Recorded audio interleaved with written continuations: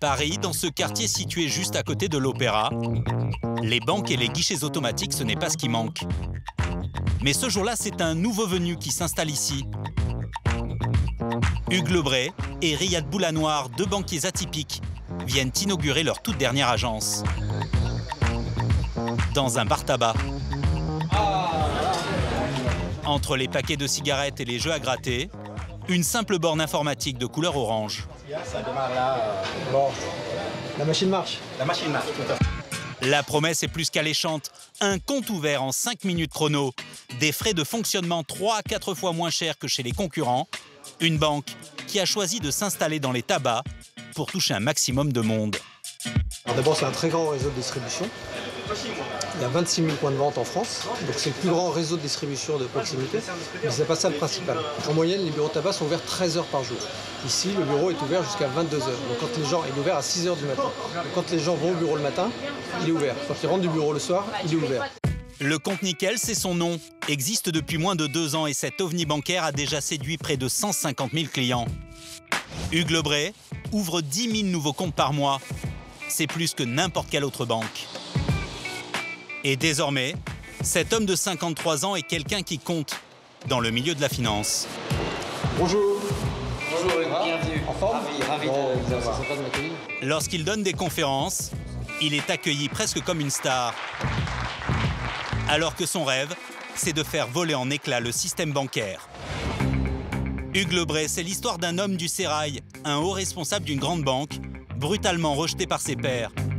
Comme il n'était pas de taille à lancer sa propre banque, l'homme a choisi de s'intéresser à tous ces gens qui n'intéressent pas les banques. Les 2,5 millions de Français interdits bancaires. Mais aujourd'hui, Hugues Lebret voit plus loin.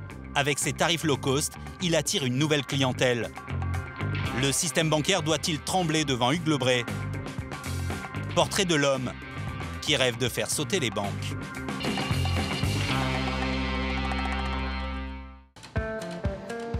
Emma Blais fait partie de ces Français fichés à la Banque de France et pour qui la vie est devenue une galère sans nom depuis. Alors ce matin, cette mère de famille qui a un travail, un CDI, a décidé d'arrêter les frais. Ce serait pour une ouverture d'un compte mutuel. Oui, très bien. Emma a dépassé son autorisation de découvert de quelques dizaines d'euros. Et comme elle était en vacances, elle ne s'est rendue compte de rien. J'avais quelques chèques qui sont revenus impayés. La banque postale m'a donc adressé un courrier pour me demander de régulariser.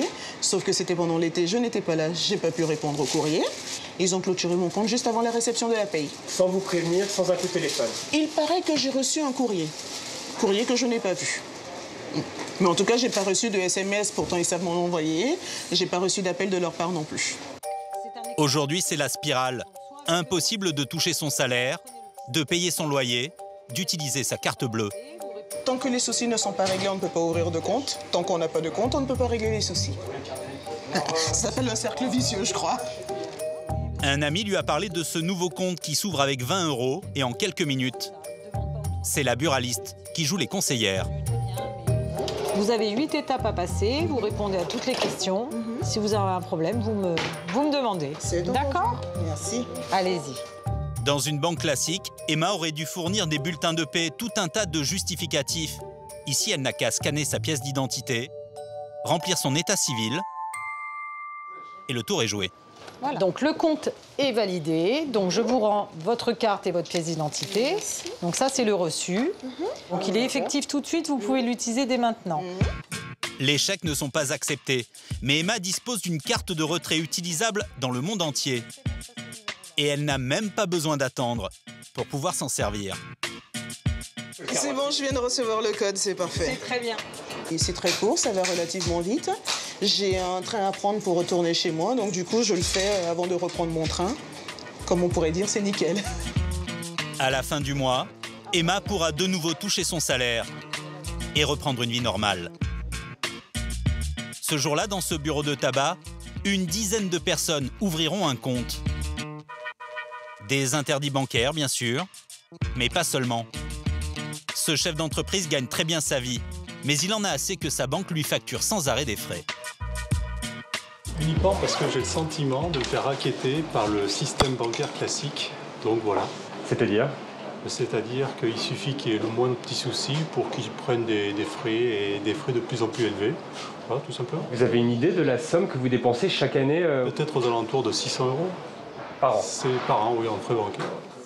En moyenne, un compte courant coûte presque 200 € par an, contre 50 € pour Nickel.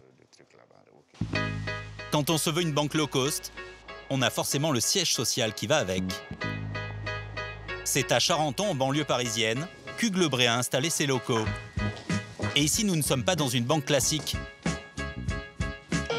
Ça se voit au premier coup d'œil. Salut Aude. La BNP, c'est 120 000 salariés en France, le Crédit Agricole 60 000, la Société Générale 42 000. Chez Nickel, les effectifs ne se comptent pas en milliers ni même en centaines. 50 employés suffisent à faire tourner la boutique. Et ce sont principalement des ingénieurs, des informaticiens. Si aujourd'hui le compte pour les plus démunis existe, c'est grâce à la rencontre de deux hommes. Ça va? Hugues Lebray, celui qui connaît toutes les arcanes de la banque, et Riyad Boulanoir, un petit génie de l'informatique, l'inventeur du pass Navigo. Et je me rappelle très bien de ce que lui m'a dit. Il m'a dit « T'as l'air sympa pour un banquier ». C'est vrai qu'il a l'air sympa. C'est vrai qu'il a l'air sympa, mais il est sympa en plus. Vous, qu'est-ce que vous êtes dit, Riyad, la première fois que vous avez vu débarquer Hugues? Moi, je me suis dit, waouh, je crois qu'à peu près tout nous oppose. J'ai envie de dire que malgré nos différences, je voyais bien qu'on était fait un peu du même bois, quoi. Riyad Boulanoir vient d'une famille où l'on avait du mal à joindre les deux bouts. Sa mère avait même mis au point un système pour ne pas dépenser plus que ce que la famille gagnait. C'est comme ça que Riyad a eu l'idée d'inventer un compte où il est impossible d'être à découvert. La banque, c'est une institution qui choisit ses clients. Et je voulais offrir un service identique, qu'on ait 1 euro ou 1 million d'euros. Je voulais que ce soit rapide, que ce soit pas du tout stigmatisant, que ça puisse se prendre, j'ai envie de dire, au coin de la rue. Et puis surtout, mettre une forme de règle claire, c'est que vous ne pouvez pas être découvert. Le découvert est techniquement impossible. Riyad Boulanoir a réussi ce qu'aucune banque n'a jamais réussi à faire, traiter les transactions en temps réel. Explication. Quand on paye avec sa carte de crédit, le terminal de paiement n'interroge jamais votre banque pour savoir si vous êtes dans le rouge. Il demande juste si vous n'avez pas trop fait chauffer la carte bleue. En réalité, c'est pendant la nuit que toutes les opérations bancaires de la journée sont transmises. Et comme tous les terminaux de paiement de toutes les boutiques en France font la même chose en même temps, cela prend un temps fou pour tout traiter, entre 24 et 48 heures. La grande nouveauté de la carte Nickel, c'est de réussir à faire les opérations en direct, en temps réel. C'est un peu comme si le commerçant téléphonait à votre banquier pour savoir s'il y a bien de l'argent sur votre compte. Avec ce système, impossible d'être à découvert.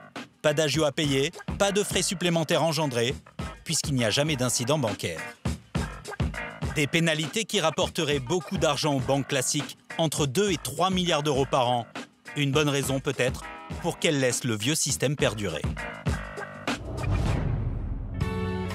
Aujourd'hui, Hugues Lebray se rêve en justicier. Pourtant, il a longtemps servi le système. Cet après-midi, rendez-vous chez son éditeur. Alors qu'il était l'un des hauts responsables de la Société Générale, Hugues Lebray publie un livre sur l'affaire Kerviel il y a 5 ans. Le banquier ne prend pas la défense de l'ancien trader, mais il se montre un peu critique à l'égard de sa banque. L'institution ne le lui a jamais pardonné. Quand moi, je prends cette initiative-là, on ne dit pas « si tu l'écris, c'est que c'est important pour toi, c'est très intéressant, je vais le lire, on en reparle ». On me dit « je ne le lirai pas, et si tu le sors du groupe ». Donc je me suis dit « mon avenir dans cette entité n'est pas bon ». Pour la première fois de sa vie, l'homme à qui tout réussissait devient infréquentable, un paria. La traversée du désert durera 2 ans. On est tout seul. Et le téléphone ne sonne plus, on n'est plus intéressant, on n'est plus en poste, on n'est plus en visibilité, on n'intéresse plus grand monde en fait. Et du coup, il faut repartir de zéro. Et c'est compliqué, parce que repartir de zéro, bah, c'est zéro. Ça veut dire que l'emploi du temps de la journée, c'est rien, c'est-à-dire que c'est vide. Voilà. Puis une fois qu'on a appelé les copains, bah, on ne va pas les appeler tous les jours et raconter la même histoire, repartir. Donc il y a un petit moment de stress en se disant comment je vais reconstruire tout ça. 5 ans après avoir été obligé de démissionner, Hugues Lebray tient peut-être enfin sa revanche. C'est arrivé il y a longtemps. Sa société fait 9 millions d'euros de chiffre d'affaires. Elle est déjà à l'équilibre. Maintenant, avec Riyad Boulanoir, ils sont bien décidés à gagner de l'argent avec leur compte pour pauvres. Bonjour. Vous allez bien? Lebray. Lebray, enchanté. Bonjour monsieur. Les deux associés sont venus demander à Partech de les aider à se développer. C'est un fonds d'investissement qui a déjà investi dans pas mal de startups françaises comme Dailymotion. Et ils ont encore beaucoup d'argent en réserve. Fonds de 130 millions d'euros, 3 zones géographiques, États-Unis, donc la Silicon Valley essentiellement, la France et plus généralement l'Europe. Et donc vous entrez parfaitement dans une stratégie d'investissement. Donc Riyad est né en 73, il est sorti major de l'INSA à Rennes, qui est une école. Et voilà comment ça se passe. D'abord, Hugues et Riyad essayent de leur prouver que leur expérience parle pour eux. Mais très vite, les choses sérieuses commencent. Pour obtenir de l'argent, les deux associés vont passer sur le grill. Vous avez un taux de notoriété, il est spontané, il est assisté, il est... Quels sont vos projets de développement aujourd'hui à moyen terme? Est-ce qu'il existe d'autres solutions aussi de même genre à l'étranger? Hugues et Riyad subissent un interrogatoire en règle. On parle quelques minutes de distribution. Est-ce que votre clientèle demande d'autres réseaux? Au bout de 45 minutes de questions-réponses, On a un taux de satisfaction de 95-96%. fin de l'examen. On a effectivement un churn extrêmement. 96% de satisfaction. C'est 20 points de plus que la moyenne. Ah oui, c'est énorme. Il faut aller vite parce que c'est un beau dossier. Nous, on serait prêt à investir jusqu'à 5-6 millions d'euros. Lorsque Hugues et Riyad ont lancé leur projet, Partech avait refusé de miser sur eux. 1 an et demi plus tard, retournement de situation. On n'est plus une petite start-up. On devient une entreprise française de croissance reconnue sur la place. Vis-à-vis du marché, vis-à-vis du public, on est une entreprise d'avenir. Donc c'est une étape qui est fondamentale. À terme, si Compte Nickel a 2 ou 3 millions de clients sur le seul marché français, c'est énorme. Une banque comme la Générale, elle a 7-8 millions de clients. Et c'est toujours l'intérêt d'une start-up, bien identifier un marché et là, faire très très mal un acteur existant. Merci. Hugues Lebray et Riyad Boulanoir se rêvent en Blablacar, en Airbnb de la banque. Dans quelques jours, ils lanceront d'ailleurs un compte pour les jeunes, toujours sur le même principe du pas cher, zéro découvert. Pour l'instant, les grands établissements bancaires n'ont pas réagi. Ils sont convaincus que les Français ne changent pas de banque si facilement. Il y a quelques années, ils disaient la même chose des banques sur Internet, que les Français n'étaient pas prêts. Aujourd'hui, toutes les banques possèdent une banque en ligne.